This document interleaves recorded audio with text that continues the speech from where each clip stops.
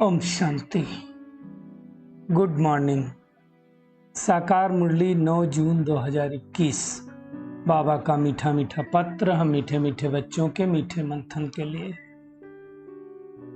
मंथन शुरू करने से पहले सुख के सागर शिव बाबा की सुख भरी किरणों के नीचे बैठ जाते हैं और महसूस करें, मैं सुख स्वरूप आत्मा हूं। मेरे ऊपर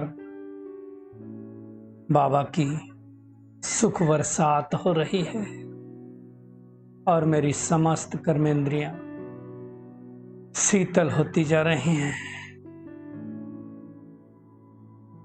आज बाबा ने कहा, मीठे बच्चे, बाप आए हैं सारी दुनिया से विकारों की तपत बुझाए, सबको शीतल बनाए। आज सारे संसार में विकारों के कारण ही तो दुनिया दुखी है। आप देखो, किसी भी दुख का कारण एक ही हो, कोई न कोई विकार उसका चिंतन करके देख ले।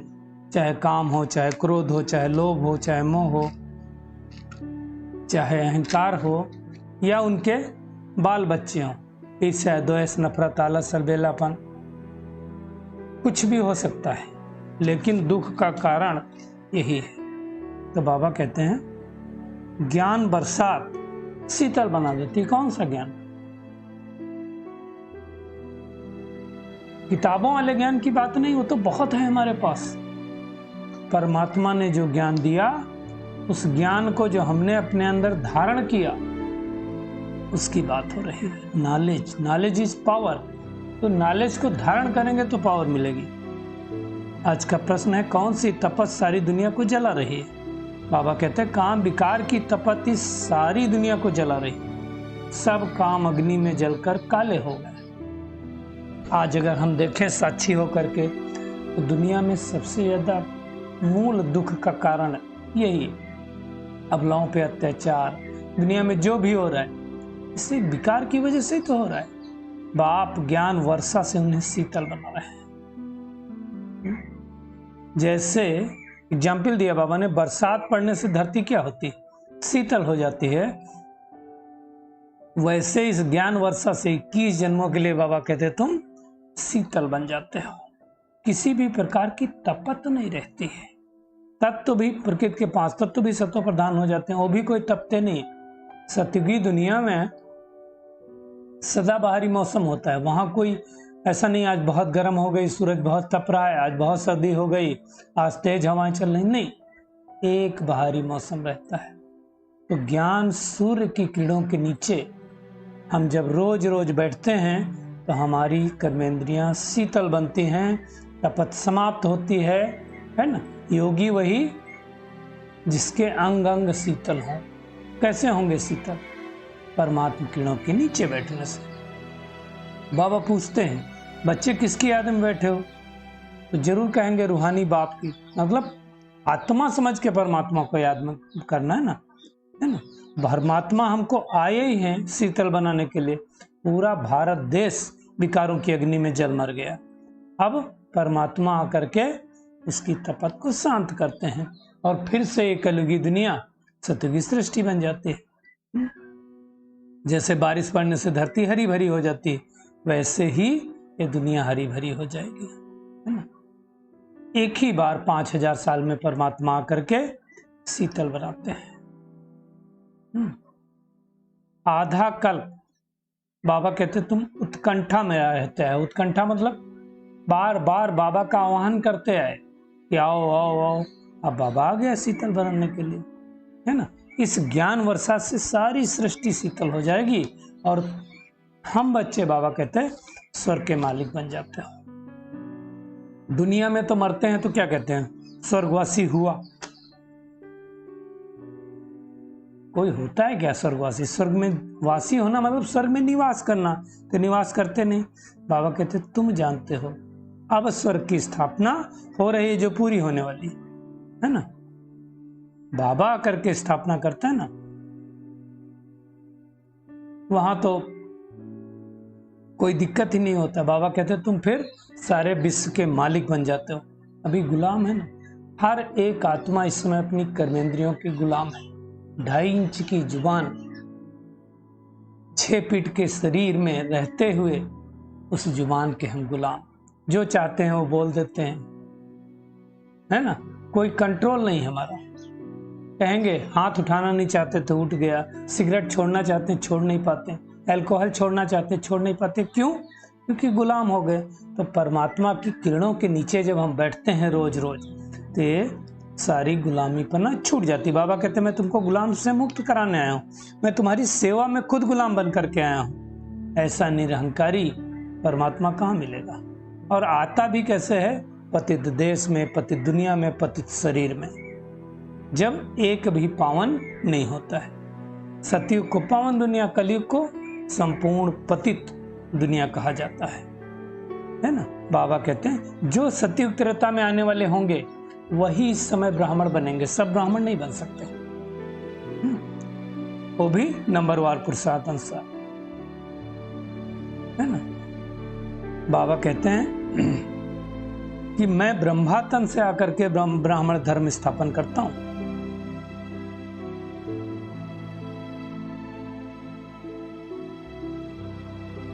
बाबा कहते हैं चक्र कैसे फिरता है? बाजोली है ना।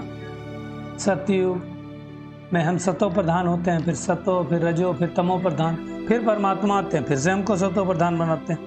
विराट रूप भी दिखाया, लेकिन उन्होंने क्या किया? ब्राह्मणों की चोटी और शिव बाबा को बनाना भूल गए, तो सब कुछ गड़बड़ हो गया, है ना।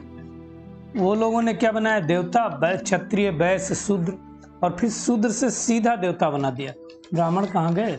ब्राह्मण बनने बगैर कोई देवता बन नहीं सकता। ब्राह्मण मतलब दुनिया वाले कुख वंशावली नहीं, मुख वंशावली ब्राह्मण, जिन्होंने ज्ञान को अपने अंदर धारण किया है। गाते हैं वो लोग ब्राह्मण देवताय नमः। इसका मतलब क्या हुआ?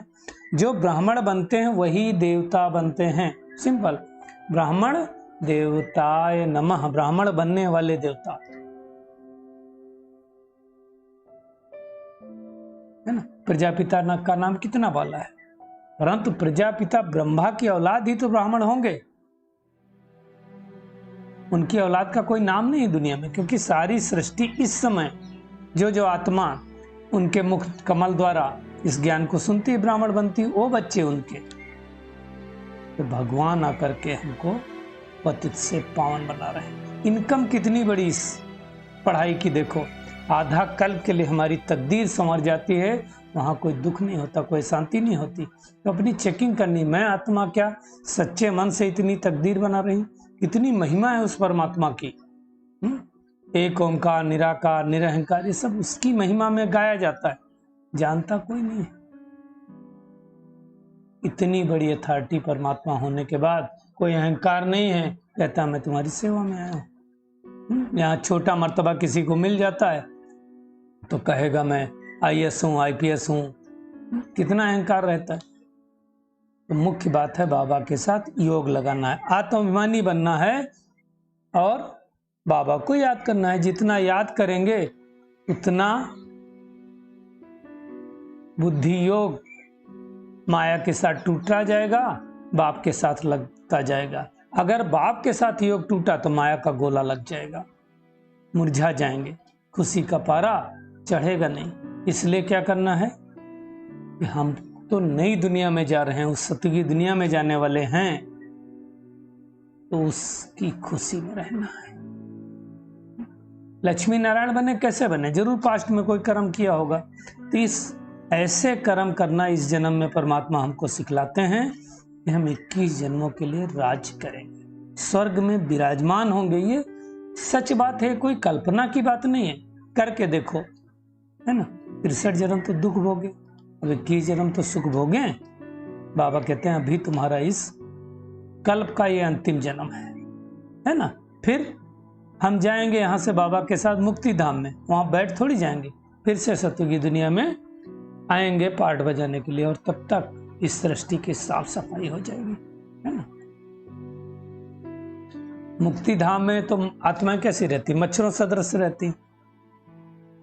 वहां से फिर धीरे धीरे नीचे पाठ बजाने आती है। फिर हम 184 जन्मों की सीढ़ी उतरेंगे। ये पार्ट है बेसिकली चढ़ने उतरने का। बाबा कहते हैं ड्रामा में पहले से पार्ट नूंधा हुआ है। ये बेहद का ड्रामा है जो हूबहू रिपीट होता है। इसको समझने के लिए विशाल बुद्धि चाहिए।